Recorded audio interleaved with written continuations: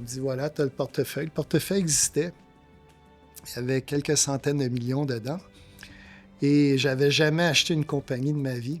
Le directeur de l'arbitragisme m'a dit, le papier bleu, c'est pour acheter, le papier rose, c'est pour vendre. Puis tu pars.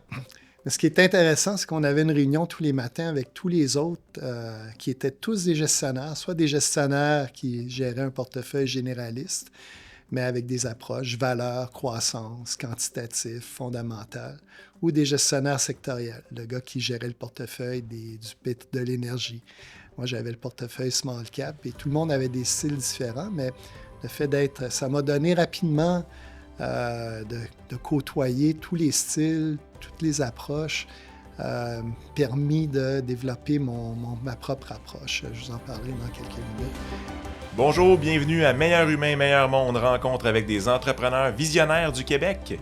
Notre invité aujourd'hui, Robert Beauregard de la compagnie Gestion d'actifs Global Alpha. Robert, merci beaucoup d'être là aujourd'hui. Merci à tous les deux de m'inviter. Toujours à mes côtés, mon associé et également mon co-animateur, mon copilote, le fou du roi, Normand Chadwick. Normand, bienvenue sur le plateau. Avec plaisir, merci. Et mon nom est Tristan Laliberté. Normand et moi sommes tous deux du cabinet de services financiers Diversico Finances Humaines et on donne des conseils financiers à des gens comme Robert. Alors, messieurs, Robert, tu es d'un domaine, tu es la première personne de ce domaine-là que nous invitons. On a eu des entrepreneurs de toutes sortes d'acabis. Avant de parler de gestion d'actifs Global Alpha, je veux que tu nous parles un petit peu de ton parcours. J'ai appris des choses que je ne savais pas tantôt dans notre pré-entrevue. Donc, parcours, disons, prends quelques instants pour nous parler de la carrière qui a précédé le lancement de ton entreprise. Oui, bien sûr. Peut-être une petite anecdote quand tu mentionnais que je suis le premier gestionnaire de portefeuille à venir faire vos entrevues. Ma fille, souvent à l'école, si les enfants se font demander qu'est-ce qui fait ton père, puis c'est plus facile quand le père est médecin, le père est avocat ou encore pompier. Ma fille a dit, je suis pas sûr qu'est-ce qu'il fait mon père, il fait de l'argent. Ben, c'est une bonne nouvelle. Excellent. Donc, je suis un des cofondateurs de Gestion d'actifs Global Alpha. C'est un peu un accident, ce plan de carrière. D'ailleurs, une anecdote que je vous raconterai un peu plus tard, mais je viens de la ville de Saint-Hyacinthe. Hier soir, j'écoutais Tout le monde en parle et j'écoutais Pierre Lassonde qui vient de donner 50 millions à la Polytechnique aujourd'hui. Ça semble être une ville assez prolifique pour créer des entrepreneurs. Donc, un incubateur. Ça doit être dans l'eau de la rivière Yamaska. Donc, je viens de Saint-Hyacinthe. J'ai grandi à Saint-Hyacinthe. Et puis, à 16 ans, je suis allé au Collège militaire de Saint-Jean. C'était pour moi une façon de poursuivre mes études. À l'époque, certainement, c'était loin de mes plans d'un jour faire de la gestion d'actifs, investir dans des compagnies internationales. Donc, j'ai fait mes études. C'était pas nécessairement pour faire une carrière militaire, mais pour un jeune de 16 ans, l'idée d'avoir un diplôme, l'idée de faire du sport, l'idée aussi, les fins de semaine et le soir, d'aller faire sauter d'un avion en parachute ou aller tirer du bazooka. C'était quand même pas mal passionnant à l'époque. Donc, après mes études, j'ai fait un peu de service dans la marine, puis je suis retourné aux études pour étudier en gestion en faisant un MBA à McGill. Puis, à l'époque, on avait un prof qui n'aimait pas tellement les gens qui étaient vraiment dans la finance pure, un prof qui s'appelle Mintzberg qui disait... J'allais dire, ça doit être Harry Mintzberg. Oui, exactement. Il disait, en fait, la gestion, c'est deux choses. C'est que tu fabriques un produit ou tu vends un produit. Donc, si tu veux aller travailler, vraiment, il encourageait les gens à aller travailler du côté plus du manufacturier. C'est ce que j'ai fait. Après mes études, je suis allé travailler chez IBM à Bromont. Par la suite, je suis allé travailler chez Raymond Chabot comme consultant, principalement en redressement d'entreprise ou en gestion intérimaire. Donc, j'étais arrivé, je me souviens, le lundi matin avec Et mon associé m'avait dit est-ce que tu connais la loi des cités et villes? J'ai dit non. Et j'avais quand même des connaissances en comptabilité. Elle me dit voilà le livre de la comptabilité par fond. Là, mercredi, tu es directeur des finances de la ville d'Outremont. Donc, le mercredi matin, je m'en vais à la ville d'Outremont, je cogne à la porte, le gardien me regarde, il dit monsieur, c'est fermé. Là, je dis ben, là, je m'en viens, je suis directeur des finances. Là. Il ne me croyait pas, évidemment. Ça a pris le directeur général qui arrive pour m'ouvrir la porte et me dire ça, c'est ton équipe. Mais longue histoire, pendant 2 ans, j'ai fait plusieurs mandats très passionnants du côté redressement d'entreprise, redressement d'entreprise chez Piscine Trévis, des mandats de fraude dans certaines municipalités. Mais j'avais toujours voulu avoir une carrière internationale. C'est peut-être ce qui m'avait fait aller dans la marine, dans le militaire. C'est à ce moment-là que j'ai réussi à avoir un poste chez Alcan Aluminium, qui était à l'époque probablement la compagnie la plus internationale qui était basée à Montréal. Alcan était un peu partout dans le monde. Et ça a été 7 années extraordinaires dans plusieurs pays, autant en Europe, l'Allemagne, l'Angleterre, la France que la Jamaïque, les Bermudes et les États-Unis, le Canada. Donc, et vers la fin de ce parcours-là, chez Alcan, j'ai fait partie d'une petite équipe. Alcan avait été, ma première année que je suis arrivé chez Alcan, avait été la compagnie qui avait fait la première compagnie canadienne avant la Banque Royale ou toutes les banques à faire 1 milliard de profit dans une année. Et 2 ans plus tard, il avait perdu 1 milliard. Donc, ça vous donne une idée de la cyclicalité de ces industries-là. Et vers la fin de mes 2 dernières années chez Alcan, ça a été de vendre les filiales. Alcan avait décidé de se concentrer sur l'amont, donc le minier et la production d'aluminium, et de vendre tout ce qui était produit fabriqué. On peut penser tout ce qui est fabriqué en aluminium, des pièces d'auto, des portes, des fenêtres, du papier d'aluminium, du câble. Donc, sur une période de 2 ans, j'ai eu un cours accéléré en finance des marchés, on a fait certaines compagnies qu'on a emmenées en bourse, d'autres qu'on a vendues à des fonds de private equity, d'autres qu'on a vendues à des compétiteurs. Donc, c'était une belle expérience. J'ai fait mon CFA pendant ce temps-là. Puis, quand on a eu terminé, Alcan était beaucoup plus petit, beaucoup moins d'opportunités. C'est à ce moment-là que j'ai décidé d'aller tester le marché de la gestion de portefeuille. C'était probablement la dernière. Je te stoppe une seconde, parce que tu as dit quelque chose tantôt qui était précisément à ce moment-là, mais que j'ai trouvé intéressant. C'est que tu disais justement, quand tu as fait toutes ces ventes-là, puis tu as décidé d'entreprendre le diplôme de CFA, qui est quand même toute une aventure à aller chercher, tu avais l'impression que c'était ce qui te manquait comme composante pour aspirer à des postes de présidence. De compagnie cotée en bourse, parce Ouais. que souvent, ce que je me suis aperçu chez Alcan, j'avais touché à tout. Les opérations, la trésorerie, le côté contrôle. Mais vraiment, le finance des marchés, on avait des discussions interminables entre le VP Finance, le président d'Alcan, sur qu'est-ce que les investisseurs veulent. Est-ce qu'ils veulent qu'on soit une compagnie qui fait juste de l'aluminium? Est-ce qu'on devrait être une compagnie qui touche à tous les métaux? Est-ce qu'on est en amont, en aval? Donc, beaucoup de discussions. Et il n'y avait personne vraiment à table qui connaissait, qui avait été investisseur, qui avait une idée de ce que les investisseurs veulent. Puis je pense que ça nuit probablement à long terme, sur le long terme, à Alcan, qui aujourd'hui a été racheté par Rio Tinto. C'est une belle société, mais à l'époque, quand j'étais chez Alcan, Alcan était au début la 2e société métallurgique au monde derrière Alcoa. Quand même. Hein? Et des compagnies comme Rio Tinto étaient encore des relativement petites sociétés. BHP était encore une division d'une petite compagnie aussi. Billiton faisait partie de Shell. Glencore n'existait même pas. Et les grosses compagnies, c'était des Canadiennes. Noranda, Inco, Falconbridge, Alcan. Et aujourd'hui, il n'y en a plus une compagnie canadienne. Alors, est-ce qu'on avait, et ces compagnies internationales, BHP, Rio Tinto, qui sont multimétal aujourd'hui, peut-être qu'avoir eu des gens qui connaissent plus les marchés financiers, ça nous aurait peut-être éviter de perdre ces joyaux-là. Puis au contraire, les géants d'aujourd'hui, au lieu d'être Rio Tinto, BHP, Glencore, seraient Alcan, Noranda et autres. Donc c'était l'idée d'aller d'aller savoir ce que les investisseurs veulent et d'arriver ensuite devenir un président ou un VP finance d'une compagnie publique en ayant finalement toutes les cordes à ton arc. À mon arc. Et je suis tombé, mais à l'époque, c'était assez spécial parce que j'étais dans la trentaine, j'avais tout plein de diplômes, j'avais eu des postes de cadre dans des sociétés. Alors, je me suis dit, je vais envoyer mon CV à des gestionnaires de portefeuille. Ils vont m'embaucher tout de suite. Aucune réponse.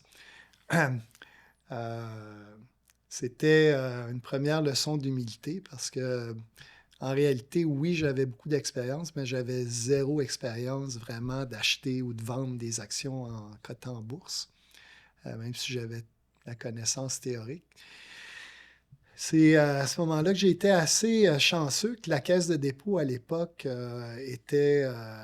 n'offrait pas de très bons salaires, perdait beaucoup d'employés qui allaient travailler chez les gestionnaires privés. Et à l'époque, embauchait des gens avec mon profil, peut-être un peu plus vieux, beaucoup de vécu, mais peut-être moins d'expérience au niveau gestion de portefeuille. Et à l'époque, c'était vraiment intéressant. Je suis arrivé à la caisse, donc pris une grosse diminution de salariale. Ça, c'est peut-être une leçon à n'importe quel entrepreneur. Il faut prendre des risques. Il faut accepter que notre niveau de vie va probablement être... varié. Va être réduit. Ouais. Donc, si on veut vraiment avoir la chance de partir dans une nouvelle direction. Juste avant, Robert, excuse-moi, mais il y a des trucs que tu as dit que j'aimerais qu'on explore un peu plus, si tu veux, puis on va revenir à la caisse de dépôt. Quand même, très jeune, tu as fait un parcours, ce qu'on pourrait dire, accéléré, selon toi, par rapport à ta carrière jusqu'à la caisse de dépôt. Je me souviens quand j'étais petit, on écoutait les Cyniques à la maison. Mon père aimait ça, puis il me demandait comment tu fais pour dire autant de niaiseries dans une journée. Puis le gars disait, je me lève de bonne heure. Alors, comment tu fais pour avoir fait autant de choses dans le début de trentaine? Mais tu commences à 16 ans. 16 ans, j'étais parti de la maison, puis... J'étais dans le militaire, mais aussi j'ai été chanceux, que ce soit en consultation où typiquement un mandat peut durer entre 1 et 3 mois, c'est un long mandat, de faire plusieurs mandats très différents sur une période de quelques années chez Raymond Chabot. Et chez Alcan, juste encore une fois, ça peut être la chance, ça peut être gérer sa carrière, ça peut être d'avoir un bon mentor, mais j'ai eu 7 postes en 6 ans. Des postes aussi assez variés. Donc, je me suis ramassé assez rapidement avec beaucoup, sans nécessairement aller très en détail, très profond ou d'être un expert, d'avoir touché à beaucoup de choses. Et je m'aperçois que finalement, ce qu'on fait aussi en gestion de portefeuille, parfois, c'est pas d'être un expert vertical, mais de pouvoir emmener beaucoup de connaissances de secteurs qui sont peut-être moins en apparence pas reliés, mais qui finalement, la gestion d'inventaire, c'est de la gestion d'inventaire, que ce soit des médicaments ou des pièces d'auto ou des dollars, en fait. Ouais. Donc, la caisse m'embauche. Et à l'époque, à la caisse, c'était un environnement qui était très intéressant parce que tout le monde était gestionnaire. Donc, moi, on m'a donné d'abord le portefeuille de small cap, petite capitalisation. On me dit, voilà, tu as le portefeuille. Le portefeuille existait. Il y avait quelques centaines de millions dedans. Et je n'avais jamais acheté une compagnie de ma vie. Le directeur de l'arbitragisme m'a dit, le papier bleu, c'est pour acheter, le papier rose, c'est pour vendre. Puis bonne chance. Tu pars. Mais ce qui est intéressant, c'est qu'on avait une réunion tous les matins avec tous les autres qui étaient tous des gestionnaires, soit des gestionnaires qui géraient un portefeuille généraliste, mais avec des approches valeur, croissance, quantitatif, fondamental, ou des gestionnaires sectoriels, le gars qui gérait le portefeuille de l'énergie.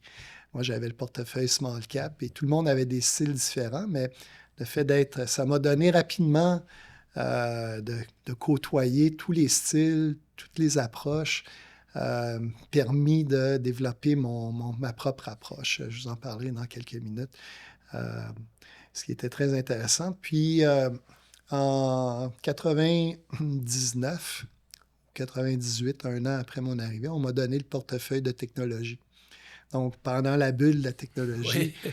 98-99, je gérais ce qui était probablement le plus gros portefeuille de technologie au Canada, celui qui était le portefeuille de la Caisse. Donc, ça a été une bonne expérience. Puis, j'en reviendrai aussi tout à l'heure si on parle un peu des marchés, d'avoir eu cette expérience de la bulle de la technologie en étant un gestionnaire de technologie. Et évidemment, on se pensait vraiment roi du monde quand on gérait un portefeuille de technologie. Mais en 99, le président de Natcan à l'époque, un type qui s'appelle Michel Tremblay, qui était un de mes mentors, m'a approché pour me joindre à Natcan pour venir gérer, en fait développer pour la Banque nationale. La filiale de Natcan était une filiale de la Banque nationale, une franchise en petite capitalisation. La banque Natcan avait beaucoup de succès en actions canadiennes, grande capitalisation. Puis à l'époque, ils ont été chercher une équipe pour faire l'international. Ils sont venus me chercher pour faire du small cap. Donc, sur une période ensuite de quasiment 9 ans, j'ai travaillé chez Natcan, la filiale de la Banque nationale qui gérait. J'ai développé une équipe de petite capitalisation. Tout d'abord canadien, Québec, on avait le fonds REA, mais éventuellement, on a hérité de d'autres stratégies, soit parce que la banque avait fait des acquisitions ou lancé des nouveaux produits. Donc, on avait une équipe de 6 personnes qui étaient responsables de tous les produits de petite capitalisation. Aussi, certaines stratégies spécialisées, des stratégies comme la santé, biotech, les changements démographiques. Il y avait des fonds de Boomernomics, si vous vous souvenez. Mais à l'époque, tu te considérais comme un entrepreneur en devenir, un intrapreneur, où était ton baromètre là, de l'entrepreneur? C'est intéressant parce que Natcan était encore détenu à 25% par ses employés. Donc, je suis devenu actionnaire de Natcan. Donc, je me voyais un peu intrapreneur, vraiment propriétaire de la franchise. Ça a créé certaines frictions qui ont, entre autres, mené à mon départ de Natcan parce que ma loyauté, en fait, était envers mes clients d'abord. On se fait confier des sommes, on est fiduciaire de l'argent de nos clients. Puis quand on travaille au sein d'une institution financière, il peut y avoir des conflits apparents ou réels. Donc, et puis ensuite, il y avait plusieurs filiales à la Banque nationale. Donc, tout cet mécanisme de transfert, de prix de transfert entre les différentes filiales. Moi, évidemment, ma loyauté était à Natcan. Donc, si on devait offrir des services à d'autres filiales de la banque, on voulait les faire le plus possible à un prix du marché, peut-être avec une escompte. Mais ça a amené beaucoup, beaucoup de friction, ce qui fait même en sorte qu'aujourd'hui, Natcan a été vendu par la suite par la Banque nationale à Fiera Capital, Oui. donc une belle franchise qui aujourd'hui, malheureusement, n'existe pas. Mais ça a été... en fait, j'ai toujours eu ce côté intrapreneur, ce côté, quand on a vendu ses filiales chez Alcan Aluminium, j'ai essayé d'en acheter 2. OK. À l'époque, malheureusement, j'aurais aimé avoir l'expérience ou la connaissance que j'ai des marchés financiers pour savoir comment aller financer Comment une tu finances un acquisition. deal comme ça? Ouais. Oui, parce que je connaissais l'entreprise qu'on vendait, je savais comment la gérer et tout. J'aurais bien aimé. Puis on la vendait, donc j'aurais bien aimé l'acheter, mais il manquait vraiment comment la financer. Donc il y avait ce côté entrepreneur. D'ailleurs, quand j'ai quitté Natcan, qui était un divorce plus ou moins plaisant, au tout début, je n'étais pas trop certain de ce que je voulais faire. Là, j'étais rendu dans la quarantaine. Et c'est assez rare qu'on se retrouve avec une page blanche à un âge où tu te dis, c'est probablement peut-être pas ma dernière entreprise, mais disons qu'il faut que celle-là fonctionne bien. Donc, j'ai pensé retourner justement à VP Finance ou président d'entreprise. Donc, j'ai renvoyé mon CV à à des chasseurs de tête. Et j'ai passé très proche de devenir... En fait, j'ai eu une offre pour être VP Finance de la plus grosse compagnie de construction au Canada, construction civile, là, Econ Group. Mais j'avais ce côté entrepreneur qui me tracassait. J'ai essayé d'acheter un bowling à Granby. Ceux qui le connaissent, là, le bowling qui est à côté du Vélogare à Granby, en face du lac Boivin. Oui. Là, ma famille était bien découragée. Ça va faire avec un bowling. Je dis, ben non, c'est juste pour commencer. Je vais me mettre dans la chambre de commerce locale. Il y en a 2 bowling à Granby. Je vais acheter le 2e. Je vais acheter celui à Coansville. Je vais devenir le roi du bowling. Ma mère était déjà engagée pour louer les chaussures. Mon frère pour gérer le restaurant. La vision existait. La vision était là. Le monsieur, à une semaine du closing, m'a dit finalement, mon fils veut acheter. Fait que là, je me retrouvais encore un peu... Gros genre Une comme nouvelle devant. page blanche. Oui, fait que là, toujours avec ma page blanche, mais évidemment, mes collègues qui étaient chez Natcan, certains, on avait toujours eu le rêve d'avoir notre propre firme. Le plan était de lancer notre propre boutique.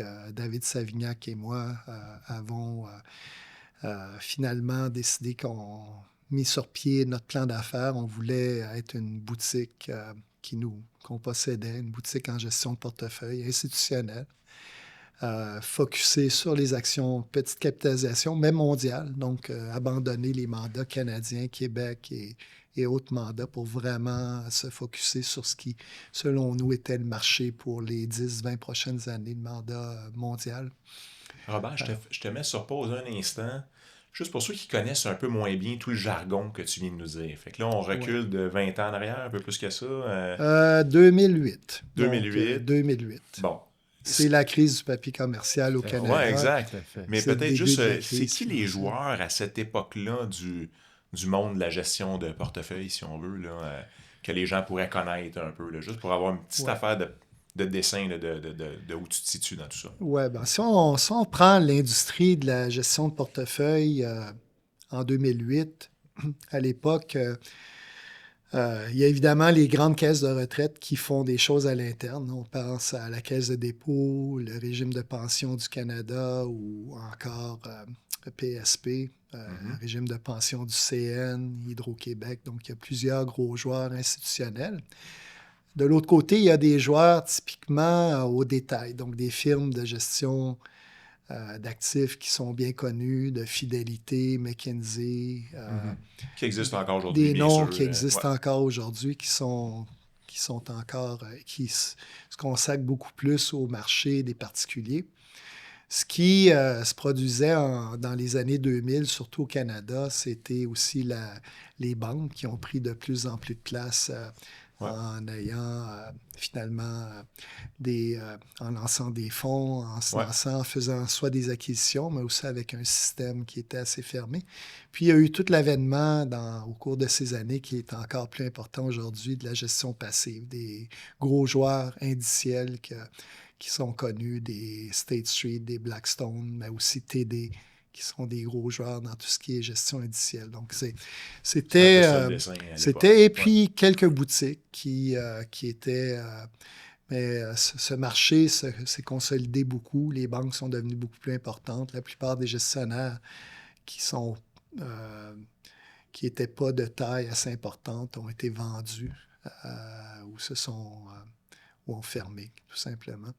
Donc, c'est le marché en 2008. Parfait. Donc, ça nous situe un peu. Oui. Fait que là, David et toi, vous avez votre plan d'affaires, vous couchez ça sur un... Donc, on a notre plan d'affaires, on veut avoir une boutique, on veut avoir notre entreprise, on veut faire ce qu'on aime. Et ce qui est bien, c'est que c'est beau de faire ce qu'on aime, mais on pense on a du talent aussi dans ce qu'on aime, parce que je peux dire j'aime le hockey, mais c'est pas nécessairement un joueur de la Ligue nationale. Donc, dans les actions mondiales de petite capitalisation, on avait aussi, je pense, un talent pour réussir. Dans notre domaine, en réalité, c'est d'ajouter de la valeur, donc de battre l'indice pour de là, le mot alpha, d'ailleurs. Le mot alpha. Donc, alpha. c'était de venir faire dans un univers qu'on aime bien, à la base, on est des gens qui aiment beaucoup voyager, qui sont curieux, qui aiment découvrir des compagnies moins connues. Mais c'est un environnement aussi où nos habiletés sont pertinentes pour faire de l'alpha, d'ajouter de la valeur. Donc, et puis, on voulait être indépendant, avoir aucun conflit d'intérêts, avoir la certitude que si on vote contre la rémunération du président de la compagnie et du conseil d'administration, qu'on n'aura pas personne d'autre qui va nous appeler en disant « tu peux pas faire ça » parce qu'on a plein d'autres relations au sein de la banque avec cette compagnie-là. Donc, vraiment servir nos clients. Donc, c'était beau comme plan d'affaires, mais on n'avait aucun client. On n'est pas indépendant de fortune. Et dans notre domaine, ce qui est malheureusement, contrairement à un docteur, un avocat qui peut changer de firme d'avocat ou changer d'hôpital ou aller au privé, dans notre domaine, la seule chose qu'on vend, en fait, qui est tangible, c'est notre historique de rendement.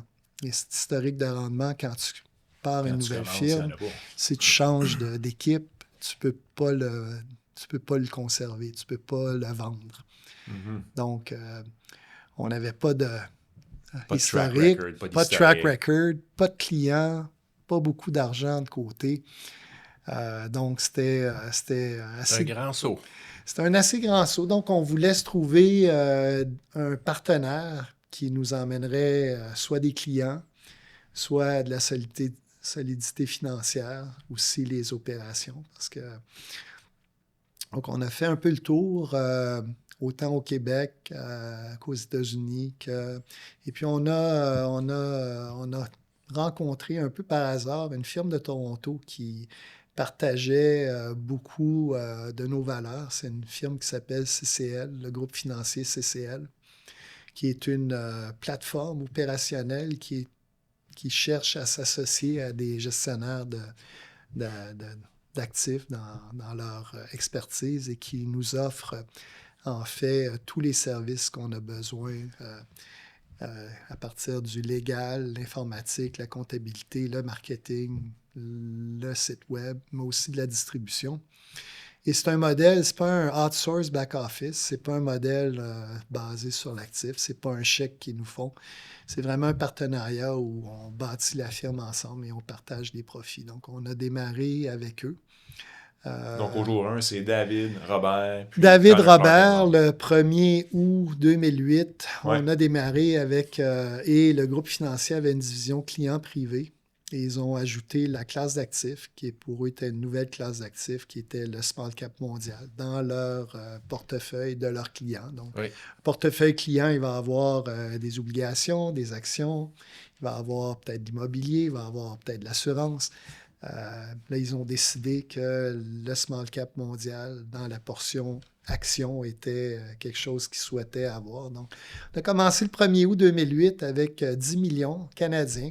Donc, on peut faire les chiffres, ça ne payait pas 2 salaires, ni même les bureaux, ni même les voyages. On avait rencontré aussi une troisième mousquetaire qui s'appelle Ching Ji, qui s'est joint à nous quasiment au début. Ching est originaire de Chine, avait travaillé à Singapour, en Suisse, et certainement nous emmenait de la crédibilité, de l'expertise aussi. Donc, on a commencé vraiment... 3 rapidement, on était 3. Et on a commencé. 1er août 2008, pour ceux qui se souviennent, ma première conférence avec ma carte d'affaires, ma nouvelle carte d'affaires de Global Alpha, c'était la conférence de services financiers à New York de Lehman Brothers au mois de septembre. Première semaine de septembre, après la fête du travail. Et les titres des banques, l'économie s'effondrait cette semaine-là. Les titres des banques tombaient de 10% chaque jour. Et Lehman Brothers tombait de 15%. Le vendredi, le président de Lehman nous a dit « On se voit l'année prochaine, croyez pas les fausses nouvelles. » Et dimanche, Lehman faisait faillite. Ouais. Alors, c'était le 16 septembre. Timing. Donc, on a eu un départ assez mouvementé, rendu le 9 mars, quand les marchés ont fait leur plancher. Notre fonds était à la baisse d'une 30aine de %. L'indice était à la baisse d'une 40aine de %. Mais ce qui est intéressant, c'est qu'on a commencé le 1er août. Le 1er août 2009, on était revenu à zéro. Fait qu'un client qui nous aurait confié un montant, le 1er août 2008, qui part pendant un an, revient en disant « Hey, t'as pas bien fait, t'as fait zéro. » Le marché est encore down de 20 %, puis ça a pris quasiment 2 ans au marché de revenir à zéro. Donc, Vous avez battu le marché. on avait bien fait, surtout on avait protégé le capital. Exact. Donc, avec ça, on s'est dit, wow, une super bonne première année, on va aller gagner plein de mandats. Finalement, ça ne s'est pas produit aussi facilement. On a ajouté à l'équipe. En 2010, on a engagé un stagiaire, Shane Godil, qui aujourd'hui est associé, qui s'est joint à nous en 2010.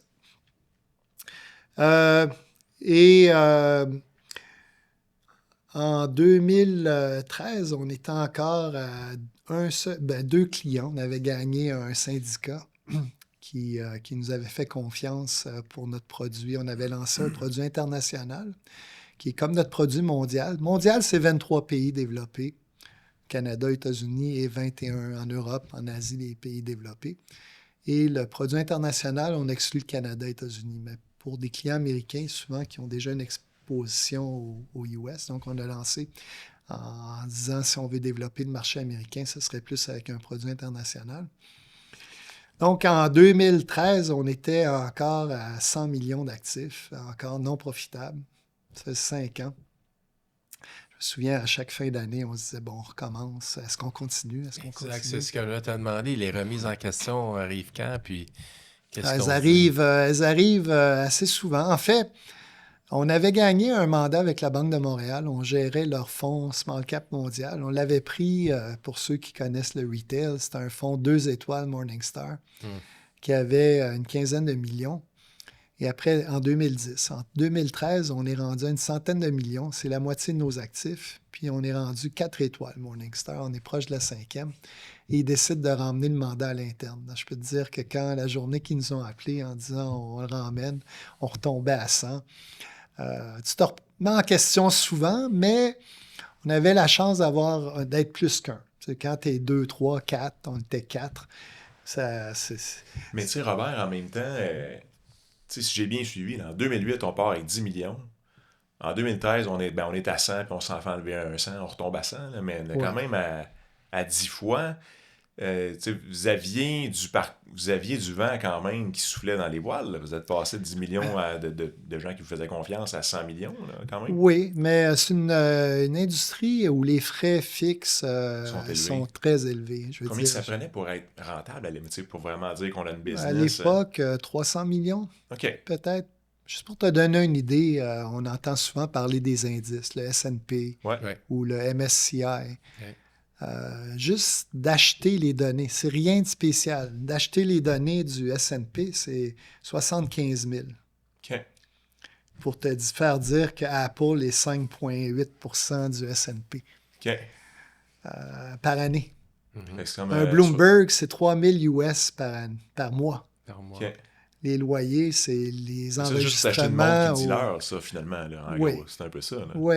Donc, les frais fixes, tous les enregistrements, les comptables, les structures de fonds.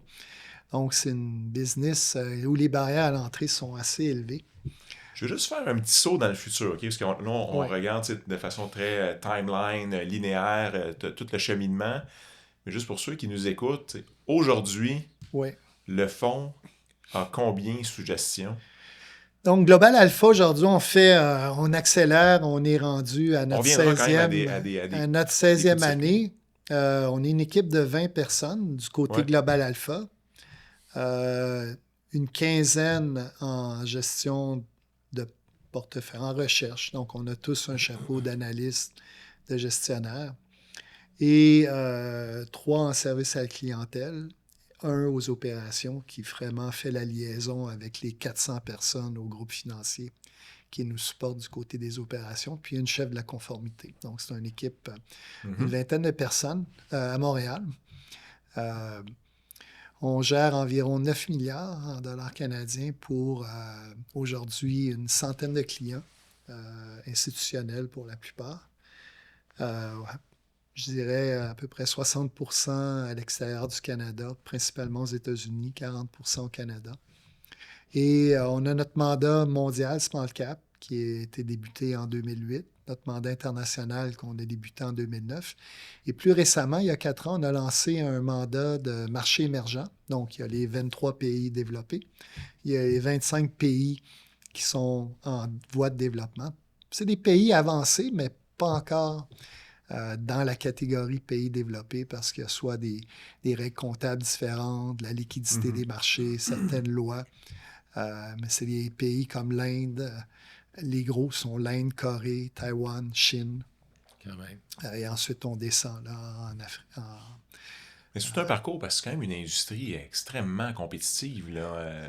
C'est extrêmement compétitif où les gros joueurs...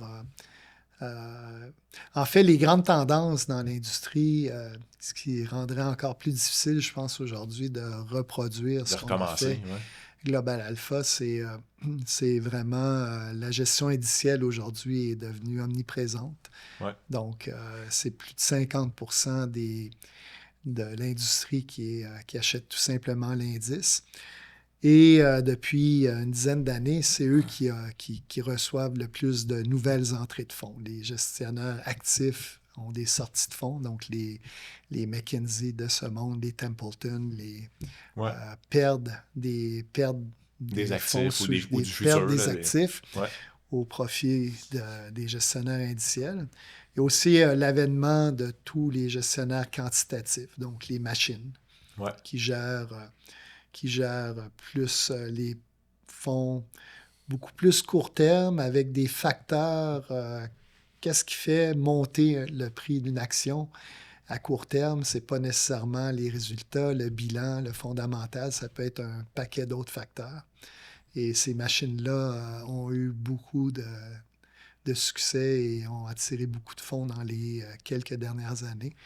La clientèle au détail est de plus en plus importante, active aussi. Beaucoup de gens ont ouvert leur propre compte chez Wealthsimple, chez les gestionnaires à escompte, les commissions sont à zéro. Donc, beaucoup de gens essayent, veulent le faire eux-mêmes. Donc, les gestionnaires fondamentaux, ascendants, comme nous, sont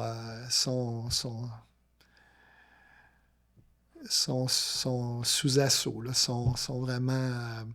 Et pourtant, c'est là qu'il y a les vraies finances, finalement. Tu sais, une business, ça fait de l'argent ou ça n'en fait pas. Là. C'est pas juste tout ce que tu décris. Il y a une valeur au conseil. Il y a une vraie valeur, c'est ça? Oui, bien, il y a le conseil, qui est peut-être un métier que vous faites. Et ensuite, il y a de notre côté, c'est le spécialiste qui gère. Et malheureusement ou heureusement, des fois, on n'est pas nécessairement à l'avant. Il y a beaucoup d'intermédiaires. Le client n'a pas nécessairement le contact direct. Il va avoir beaucoup d'intermédiaires, que ce soit le conseiller financier si c'est un client particulier ou le consultant si c'est un gestionnaire institutionnel, un client institutionnel. Donc, et l'horizon de temps est devenu de plus en plus court. Les gens, les caisses de retraite, il y a 20 ans, embauchaient un gestionnaire comme Jerry Zlotski. Il gardait 20 ans en sachant que le style était un style qui va bien faire dans certains marchés, moins bien faire dans d'autres marchés. Mais on le voit même avec Warren Buffett qui, depuis 4-5 ans, a de la difficulté en termes relatifs par rapport à l'indice parce qu'il n'est pas nécessairement... Il est encore préoccupé par la protection du capital et les évaluations absolues et non pas relatives. Donc, mais ça a été une belle progression. Donc, avec notre produit Marché émergent, qui est un nouveau produit, qu'on a lancé il y a à peu près 4 ans. Alors, on a réussi à attirer 4 excellentes ressources, dont 3 qui viennent de l'étranger, un d'Inde, un de Corée, un de Moldova. Et plus récemment, il y a 1 an environ, on a lancé un produit de petite capitalisation mondiale, mais avec une thématique développement durable. Et qu'est-ce que ça veut dire? C'est pas du greenwashing qu'on fait ESG, c'est qu'on a vraiment identifié les objectifs de développement durable de l'ONU. On a identifié 8 qui sont mesurables. On peut penser énergie renouvelable ou encore clean water, quality education, smart cities. Il y en a sur les 17, 7 ou 8 qui sont plus facilement mesurables. Et nous, nos compagnies doivent avoir un impact direct sur l'atteinte d'un ou plusieurs de ces objectifs de développement durable. On a développé une méthodologie avec un consultant externe qui fait aussi la vérification de nos dires, donc un mapping, en fait. Et donc, c'est nos 2 nouveaux produits qui sont en ce moment probablement appelés à faire la prochaine vague de croissance pour notre firme. Ouais. On veut rester une boutique, on veut rester petit jusqu'à un certain point, même si on est gros dans ce qu'on fait. On n'est pas... on veut rester dans notre cercle de compétences, mais on ne veut pas nécessairement... Bon, pour les marchés émergents, il y avait suffisamment de synergie entre ce qu'on fait, puisque nos collègues qui gèrent le produit de marché émergent en font, mais on n'irait pas acheter une équipe quantitative juste pour lancer un fonds quantitatif ou... Robert, je vais te lancer des fleurs. J'ai vu passer un article dans lequel ton nom figure parmi les 12 meilleurs gestionnaires au Québec, si je ne me trompe pas, ou les 10 meilleurs même. Quelque chose écrit, un livre même qui va sortir à ce niveau-là. Je me souviens plus exactement, mais peux-tu nous en parler un peu? Puis qu'est-ce que ça t'a fait quand t'as pu voir ça? Ben, on peut le voir de plusieurs façons. Est-ce qu'on est 12 sur 12 et il a mis tout le monde dans le livre? C'est un milieu assez restreint quand même. Mais ce que surtout ça m'a indiqué, puis on gère tous des produits différents, c'est qu'il y a énormément de talent au Québec qui gèrent différentes classes d'actifs, que ça passe des obligations aux actions ou même l'immobilier privé.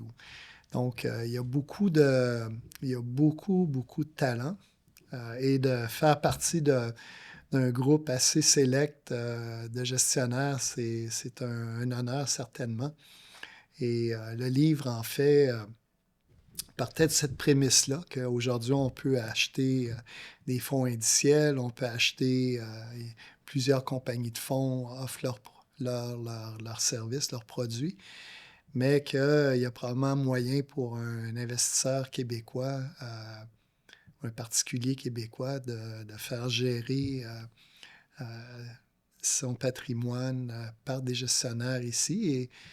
Et je dirais que le fait justement d'avoir un gestionnaire qui est dans sa communauté, ben c'est probablement met une pression supplémentaire pour ce gestionnaire-là de bien faire pour ses voisins, pour ses amis, pour les autres. Donc, oui, l'article présente en gros l'approche de chacun.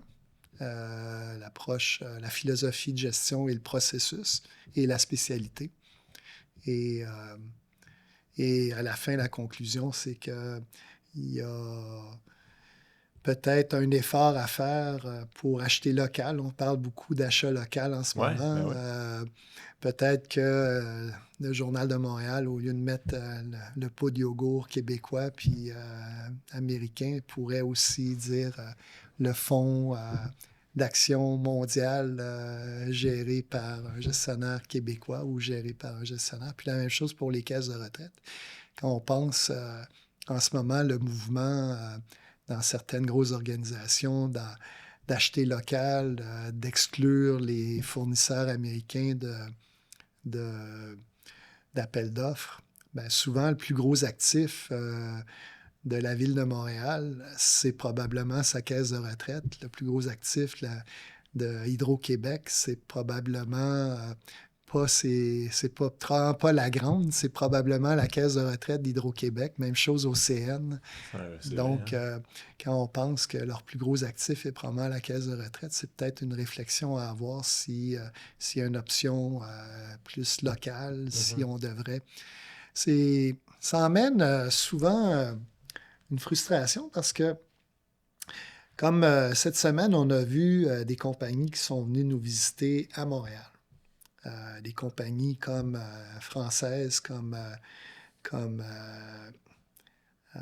Nexans, qui est une grosse compagnie de câbles, qui a une usine au Québec, ou Lizzie, qui est une grosse compagnie française aussi qui fabrique des attaches pour les avions, là, des attaches qui tiennent les ailes, qui tiennent les moteurs, qui a une grosse usine au Québec.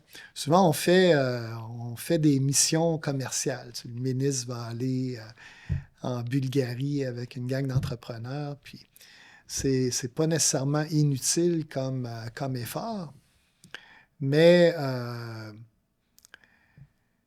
si l'argent d'une caisse de retraite, la compagnie Lizzie vient nous voir pas parce qu'ils nous aiment, mais parce qu'on a 10% de leur compagnie. Donc, ils viennent voir un actionnaire. Si le mandat était confié à un gestionnaire en Utah, il irait en Utah. Sauf que quand ils viennent à Montréal, ils vont voir le dynamisme de la ville, ils vont voir les avantages de la ville, ils vont peut-être décider que l'usine qui garde ouverte, c'est celle qui est à Montréal plutôt que celle qui est à Memphis ou à Nashville, parce que, alors, il y a des choses que les gens ne réalisent pas. Le positif de faire gérer notre argent ici, ça emmène toutes ces compagnies qui sont dans les portefeuilles des gestionnaires locaux, et puis ça a un effet d'entraînement. Tu parlais tout à l'heure, Robert, qu'on a beaucoup de talent au Québec dans tous les domaines, mais là, on parle en particulier de la gestion de portefeuille. Est-ce que ces talents-là ont l'opportunité d'œuvrer au Québec? On a souvent l'impression que, comme dans plusieurs domaines, les meilleurs talents vont s'expatrier, vont aller travailler à Toronto, vont aller travailler dans les grandes capitales, New York, peu importe où. Mais bon, est-ce qu'on a de la place à Montréal pour garder ces talents-là ou au Québec, là?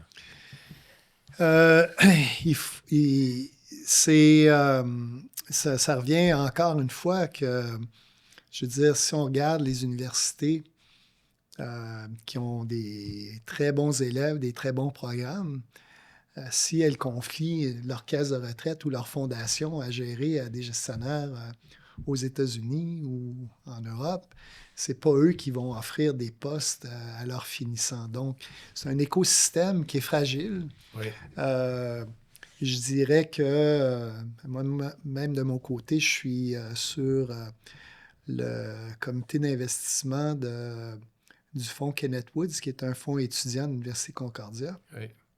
Et sur la classe qui gradue cette année, la moitié vont s'expatrier. Donc, sur les 7 ou 8 étudiants qui terminent, il y en a 4 qui vont aller poursuivre leur carrière ailleurs, même si probablement par manque d'opportunités localement.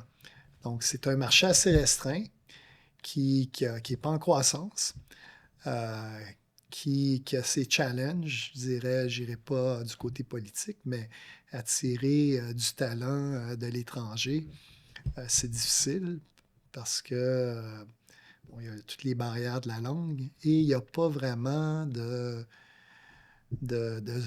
période tampon pour permettre à une personne de l'étranger de peut-être permettre à ses enfants d'étudier en anglais pour 1 an, 2 ans, 3 ans.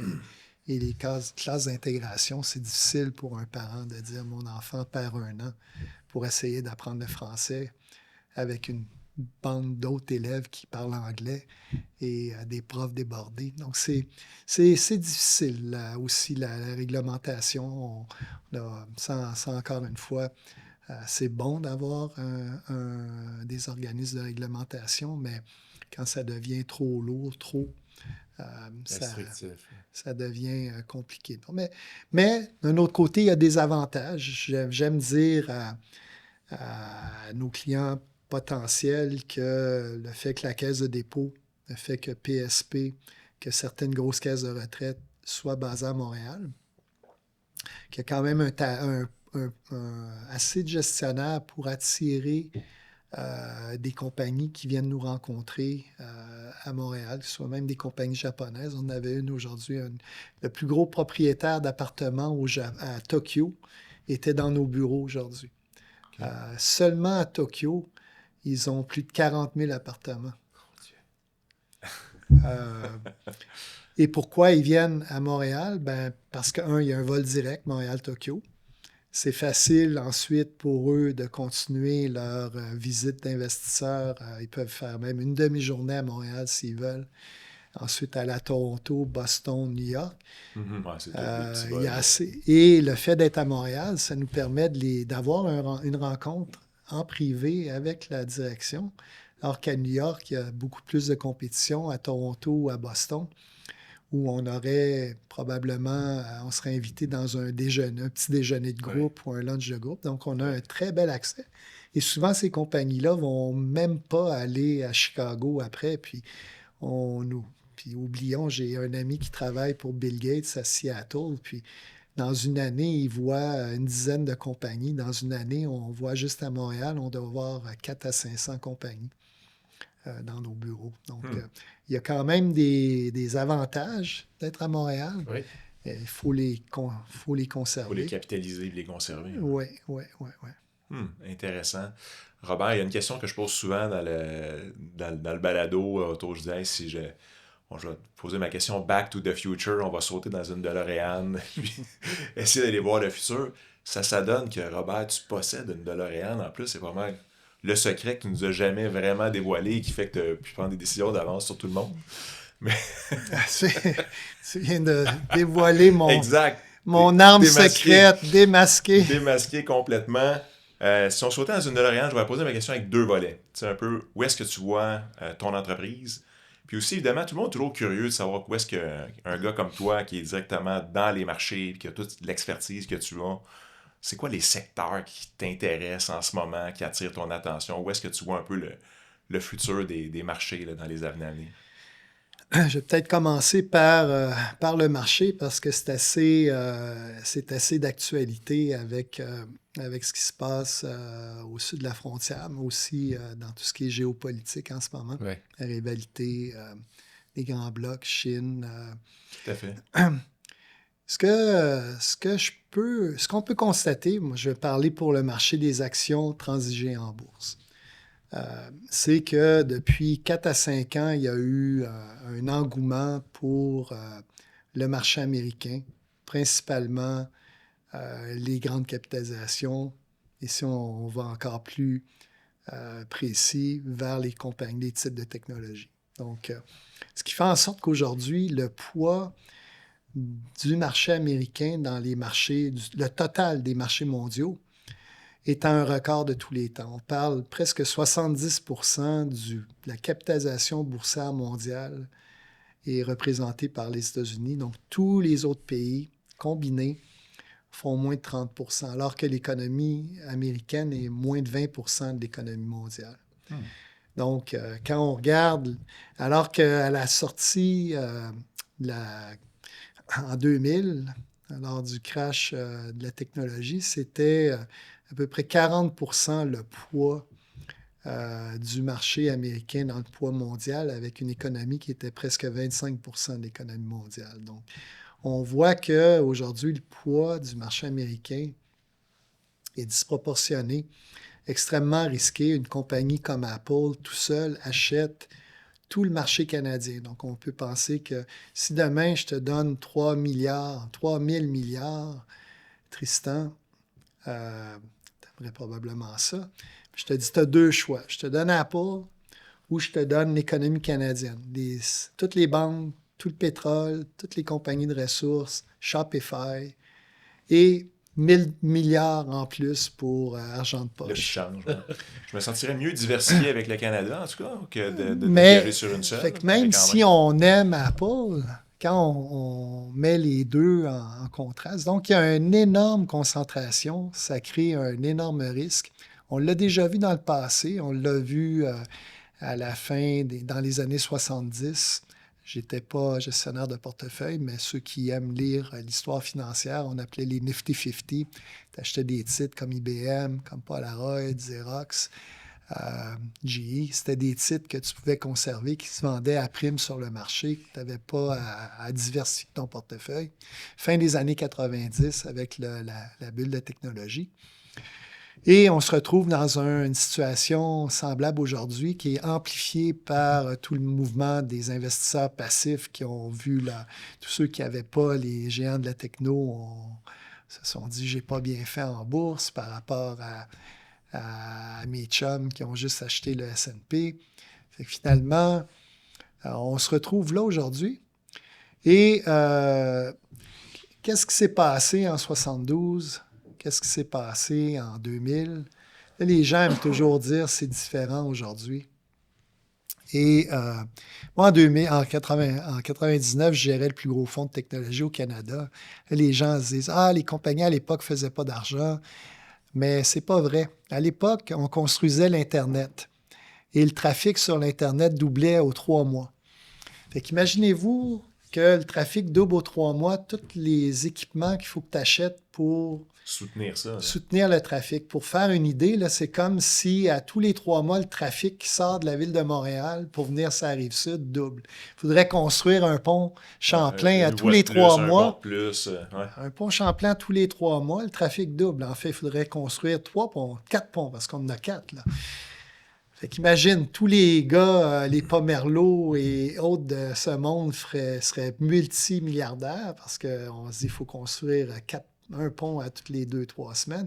Tous les gars qui ont un pick-up seraient riches parce que tout le monde va avoir besoin. Puis il y aurait plein de gars qui disent « Moi, je me pars en construction pour construire des ponts. » Fait que c'était en gros l'analogie. Fait que tu sais, genre, les compagnies qui fournissaient les serveurs étaient très profitables. Les Cisco, les IBM, les Alcatel, les Nortel, les Microsoft.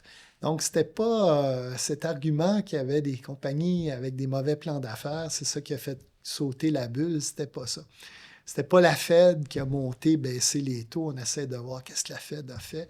C'était vraiment une innovation technologique qui est arrivée en fin des années 90 qui s'appelait le multiplexeur, qui disait finalement avec une couleur de fibre sur ta fibre optique, ta couleur blanche, mais en réalité, quand tu prends un filtre, tu vas avoir beaucoup plus de couleurs qui faisaient passer d'une voix à, au début, 192 voix, avec très peu de capex. Fait que là, tu venais de mettre 192 fois 192 ponts en l'espace d'une nuit.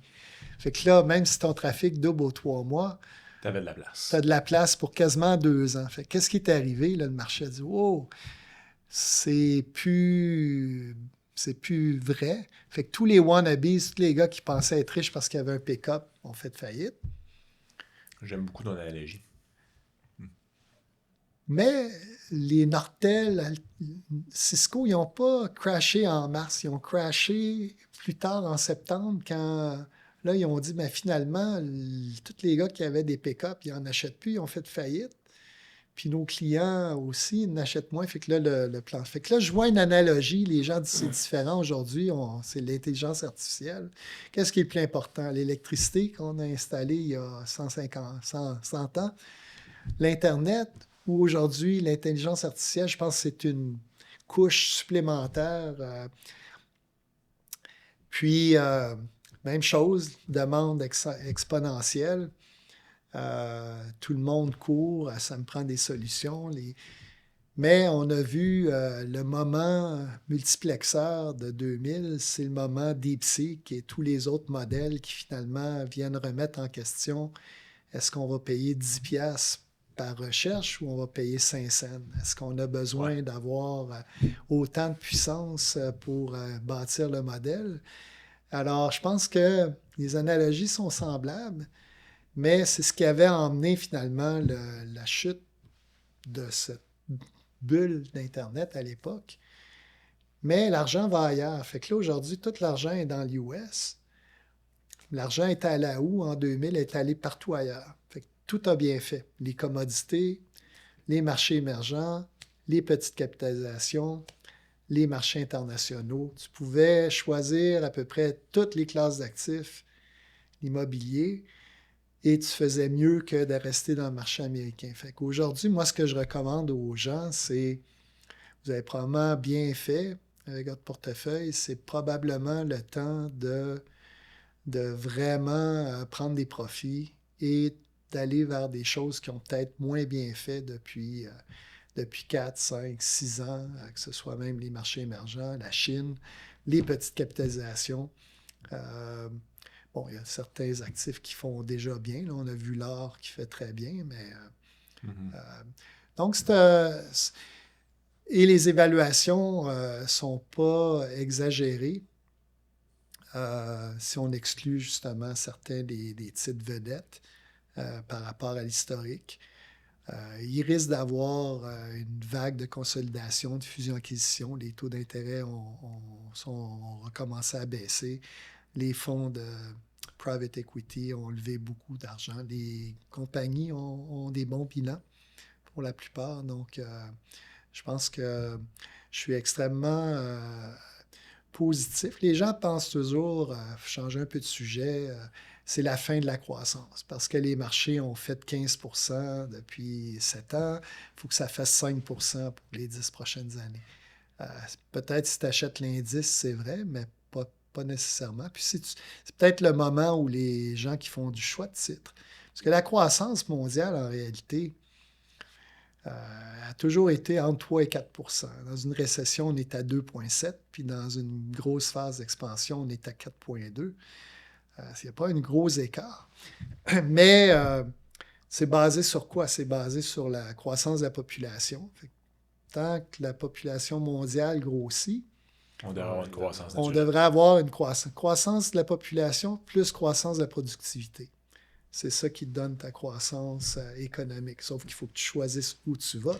C'est où ta croissance de ta population, c'est où ta croissance de la productivité, puis tu devrais aller vers des compagnies qui bénéficient des deux. Donc, je suis assez optimiste. Autre chose que les gens disent aussi, c'est « Ah, c'est différent aujourd'hui ».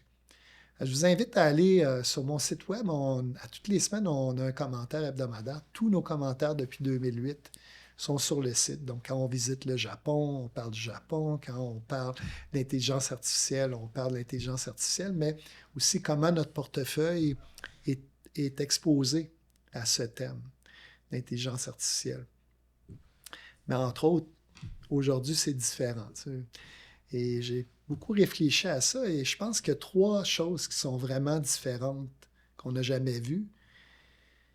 Ce n'est pas nécessairement une réponse, mais la première, c'est ce vieillissement de la population. Je veux dire, on n'a jamais eu une population aussi âgée. Dans certains pays, on a plus que 50% de la population qui va avoir plus que 50 ans, 60 ans. Ouais. Ce que ça va emmener comme effet sur la société, coût de santé, coût de population active, c'est des gros défis sur les caisses de retraite avec les âges de la retraite. Ça, c'est une chose qu'on n'a jamais vécue avant. Un deuxième item qu'on n'a jamais vécu, c'est ces changements climatiques. Je n'irai pas à ce que c'est l'homme qui le cause ou non, mais on sait qu'il y a des changements climatiques et ça va avoir des impacts énormes aussi, des migrations de population, tout ça. Aussi, comment il fait face, on parle beaucoup plus d'adaptation aujourd'hui qu'essayer de renverser ce qui est probablement trop tard pour... Et le troisième, c'est la dette dans le système. On n'a jamais eu autant de dettes. On parle de la dette mondiale, si on prend la dette des gouvernements, des particuliers. Puis des entreprises. Des entreprises, et vraiment d'inclure toute la dette. On parle 3 fois l'économie mondiale, 3 fois de dette to GDP à l'échelle mondiale. On n'a jamais, même en fin de la Deuxième Guerre, on n'avait pas autant de dette dans le système. Donc, qu'est-ce que ça veut dire? Bien, évidemment, il y a des gestionnaires célèbres qui vont vous dire que il y a 2 façons de payer la dette. Soit que tous ceux qui détiennent de la dette se font pas payer. Mm-hmm. Là, on a même entendu Donald Trump suggérer cette option. Cette option récemment. Là. Je ne comprends pas les gens qui ne vendent pas leur dette américaine en ce moment. Ou l'inflation pour réduire le poids relatif de la dette par rapport à l'économie. Ou évidemment des plus hauts taux d'intérêt pour justement tenir compte de l'inflation puis tenir compte du risque que tu as quand tu prends de la dette. Donc, c'est des grosses tendances qui sont différentes cette fois-ci, qu'il faut probablement tenir compte quand on fait des investissements. Donc, Beaucoup de moving parts, mais overall, assez optimiste sur un retour vers la gestion active. C'est trop facile d'acheter l'indice, mais Ben oui, l'indice est probablement plus risqué que tout le qu'il l'a reste. jamais été. Et un retour des valeurs négligées, moins sexy, euh, et des marchés aussi qui ont probablement été, je parle marché canadien, avec l'abolition des règles de contenu étranger, il y a eu beaucoup d'argent qui a été vendu. J'ai rencontré des compagnies ce matin à la conférence de Desjardins, des compagnies québécoises, canadiennes de small cap. Beaucoup sont un peu frustrés du prix de leur action parce que ça ne reflète pas quand même les fondamentaux. Voient les fonds de private equity acheter des compétiteurs ou même acheter. On peut voir Garda qui s'est privatisé qui se vend à 13 fois l'EBITDA, sa dernière capitalisation, avec un fonds de private equity. Ils sont privés, ils peuvent dire je vaux 13 fois l'EBITDA. Alors que ces deux compétiteurs, Brinks est à 6 fois, puis Loomis est à 5 fois. Parce Mhm. que les deux sont cotés en bourse. À quelque part, si je m'appelle KKR, puis que j'ai raté Garda, je peux acheter Brinks ou Loomis À moitié du en prix. payant une prime, Ouais. puis À moitié du payant encore multiple. moins cher Ouais. que Garda. Robert, Donc, il va y avoir quelque chose qui va se produire. je suis obligé de te couper parce qu'imagine-toi qu'on a dépassé d'à peu près 4-5 minutes déjà le temps. Je te l'avais dit que ça passerait vite. Euh, Écoute, on va être obligé de rapper l'entrevue tranquillement, mais j'aurais aimé au moins si tu peux prendre une minute ou deux pour nous parler de où tu vois le futur de ton entreprise. Oui. Puis après ça, bon, on va se laisser là-dessus. Ben, ce qui est intéressant de Global Alpha, gestion d'actifs Global Alpha comme entreprise, c'est qu'on l'a établi. On l'a établi dès le début pour que ce soit une entreprise qui va être permanente. Donc, même si je suis cofondateur d'entreprise, c'est un partenariat. Et notre partenariat, dans notre entente de partenariat, pour avoir un intérêt dans le partenariat, il faut être actif dans la firme. Donc, aujourd'hui, je suis encore actif, mais un jour, l'entreprise ne peut pas être vendue, peut seulement être transférée aux gestionnaires qui sont encore actifs. Donc, il va y avoir un transfert de la firme qui est déjà commencé. C'est un exercice qu'on fait une fois par année où on décide si on nomme un nouvel associé et ensuite on fait un tour de table pour voir la contribution de chacun des associés dans le total. Mhm. Et évidemment, un associé qui est plus nouveau va voir sa contribution probablement augmenter dans le temps. Donc, il va y avoir un transfert d'actionnariat des associés qui sont plus seniors vers les associés, qui fait en sorte, nous, on est rendu maintenant à notre deuxième génération. On a déjà commencé à transférer. Donc, dans 10, 20 ans, la firme va être encore en existence. Probablement que je vais avoir encore un rôle d'analyste et que de temps en temps, je vais aller à une conférence ou deux pour aller essayer de trouver, mais il va y avoir certainement d'autres personnes qui vont être responsables de faire la gestion du portefeuille et la croissance de la firme. Donc, c'est la première chose. On a vraiment décidé que notre firme serait permanente. On a une bonne structure d'actionnariat.